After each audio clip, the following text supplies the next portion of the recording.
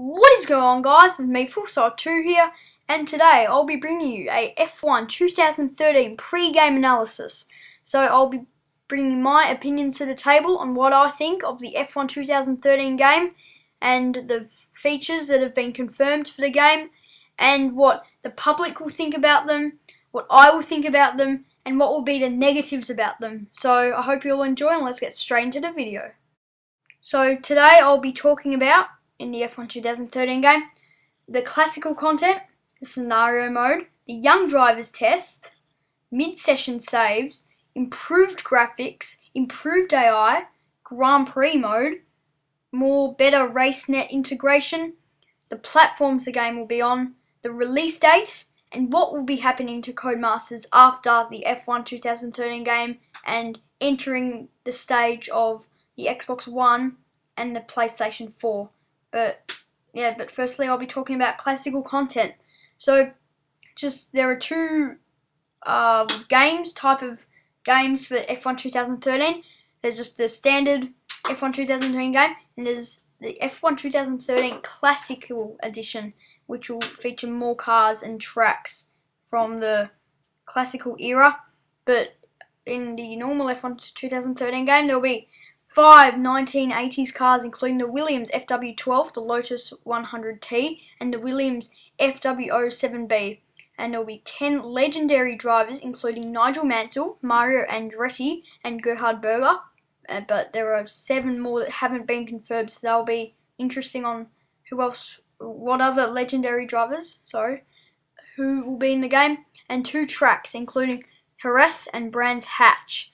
And in the Classical Edition, there'll be everything in the normal F1 2013 game, including 6 1990s cars, including the Williams FW14B and the Williams FW18, which there is 4 other cars that haven't been confirmed, and hosts of drivers, including David Coulthard, Jacques Villeneuve, Eddie Irvine, and Alain Prost. So probably more to be confirmed, but we don't know them yet, so it'll be interesting to see who will be the other drivers and the other tracks, and 2 extra tracks in the F1 2013 Classical Edition, Imola and Estoril. And it will be, if you buy the F1 2013 game, don't worry, because if you made the wrong decision, you can always buy the F1 2013 game as a DLC add-on for F1 2013. And added bonus, all cars will be drivable on all tracks. So, let's just say the Red Bull, the 2013 Red Bull would be able to be driven on Jerez, and let's just say the Williams FW14B will be able to be driven on, let's just say, Australia, or Montreal, or let's just say Monaco, or India, or any of those tracks. So that's all good. I think people will be happy and will be able to test out different cars on different tracks. So wide variety. Codemasters done a really, really good job there. And I think Classical Edition is going to be a huge success. Everyone's going to like it. And I think there will be a lot of people buying the extra Classical Edition. So now we'll be getting into scenario mode. We'll be seeing a kind of a wider scenario mode in the game. It will be probably including the legendary drivers and scenarios from back in the era of the 1980s and 1990s, and probably what happened in real life then. So it'll be interesting to see what challenges there will be, but it's probably not going to be Champions mode like we saw in the F1 2012 game, because that was pretty unsuccessful. Not much people played it, and I enjoyed it personally, but I think it could have been better done, and I think we'll see that in the F1 2013 scenario mode. But now we'll move on to the Young Drivers Test. This will be interesting because I think, apparently it's going to be like a better program, the Young Drivers Test. It's going to be more tutorials, more like introduction to the game for the beginners, which I think will be very good. Not as much noob drivers on online games, I hope, because hopefully more people will learn how to drive better in the young drivers test for the F1 2013 game. But yeah, that'll be interesting to see. I'll try it out, see what I think about it. If it makes me any better, I'll take it. But I think it's probably based around more beginners than more advanced people. But yeah, that'll be interesting. But now we'll move on to mid-session saves. I think people have been waiting for this for a long time, since F1 2010, and well, you will now be able to, let's just say you wake up in the morning, early in the morning, you do a little bit of a offline race, and just say you have to go to school or you have to go to work. You can save in the middle of the session, come back after school or after work, and you can just load up that game and continue on, and you don't have to lose the game or leave your Xbox on the whole day. And I think it's going to be really convenient, especially for people who do career mode, and yeah, and just like the Grand Prix mode, I'll be talking about that's coming back. I think that'll be very interesting. A lot of people would like to use that, and yeah, but it'll be really interesting. I'll try it out, see if hopefully it's not very glitchy, but I think it'll be fine, because it's not a very hard thing to do for Codemasters. But yeah, that'll be interesting. So now we'll move on to improved graphics and improved AI. So I won't be talking about this for long, but the improved graphics, probably expecting more. Well, we already know for the Classic Edition, or not just the Classic Edition, but for the classical gameplay, so the 1980 or 1990. Sorry for speaking not that good, but today. But so improved graphics, there will be more of a grainy screen for the old cars, just to suit that era, so it feels like you're watching it on TV. Because probably, as you saw back then, it was the TV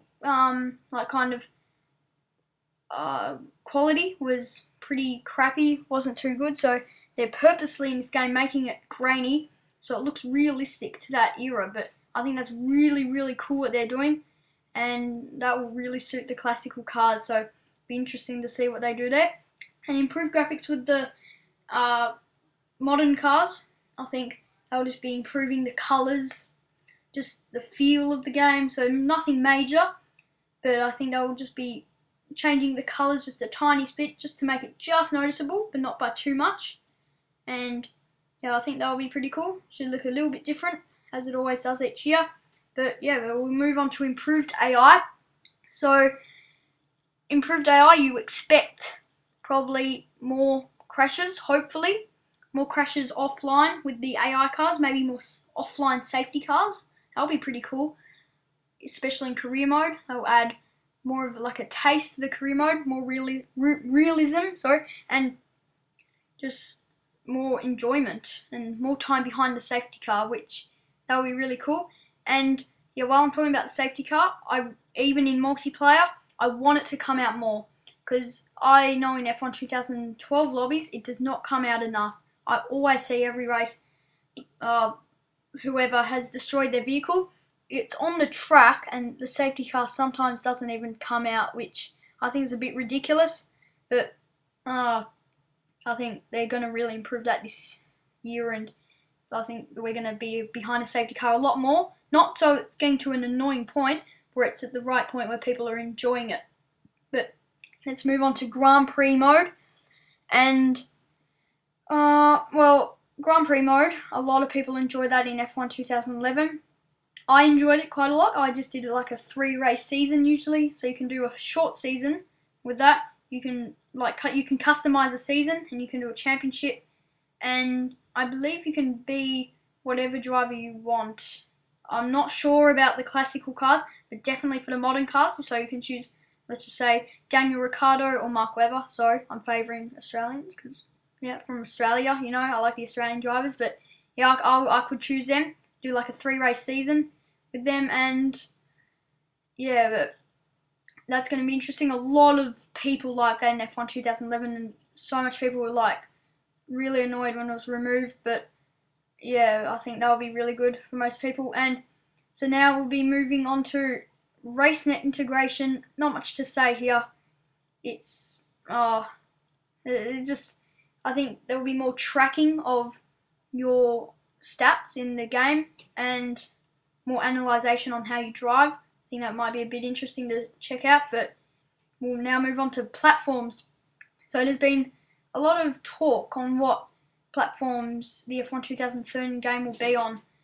It is confirmed that it will be on Xbox 360 and PlayStation 3, not the next generation consoles, just because I think they're working on the classical content, getting the game right, and they don't really want to spend much time on this game, just this game on next gen consoles yet. But I think F1 2014 will be on next gen consoles, but not this game. Only the Xbox 360 and the PlayStation 3.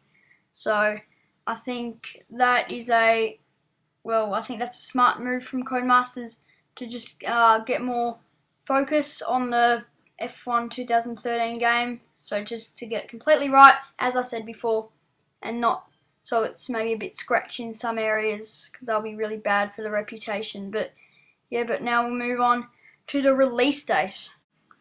So, there's been a lot of speculation on when the release dates are going to be for the different countries, and what is confirmed, 100% confirmed by Codemasters so far, is that Formula 1 2013 game will be released in Europe on the 4th of October 2013, and for North America it will be the 8th of October 2013, so 4 days difference between Europe and North America for the release date. Not too sure on other countries yet, but I'm probably thinking they'll be near those dates, so probably be released in Australia, Asia, and all the rest of the countries before the 10th of October, I'd say. So the release is a bit later this year, I think, just because the Codemasters were trying to get all the licensing for all the classical content, and but I'm not really worried with it being released a little bit later. It just means they put more effort into it, and it just shows put more effort into it, sorry, as I just said. And I think it's not a really big worry, but yeah, it's fine. I'm not really stressed with it, but tell me in the comments what you guys think about that. But now we move on to Codemasters' future after this F1 2013 game. I think Codemasters will still stay the #1 game for Formula 1, and I think they will continue to make very good F1 games. I think the F1 2013 game is the start of something new, something special, and I think 2014, 2015, and so on games will be amazing. They will be on the next gen consoles, and they will be so well done that Codemasters will just never lose their reputation of their games, and they'll make fantastic Formula 1 games in the future. So I think they'll stay in the job, and they'll make very good games in the future. I think F1 2013 is going to be the start of something new, and hopefully not a very glitchy game. And that is the end of the video. And as you saw in the background, gameplay, it was special, exclusive F1 2013 game. Very, very, very big thanks to Alex Gillon for sharing this gameplay with us. He went to a special Codemasters event where he got a little bit of gameplay. Thank you very much to him for giving us the rights to use his gameplay. So I'll put his channel link in the description, and the videos that I used in this video while I talked. And but very big thanks to Alex Gillon. Please subscribe to him. He has, I think, 6,000 subs. Try and get him a few more, but he's a very, very good driver at F1 2012. And but that is all I have to talk about the F1 2013 game. I hope you all enjoyed, and I'll see you next time on the track. It has been Full Throttle. Goodbye.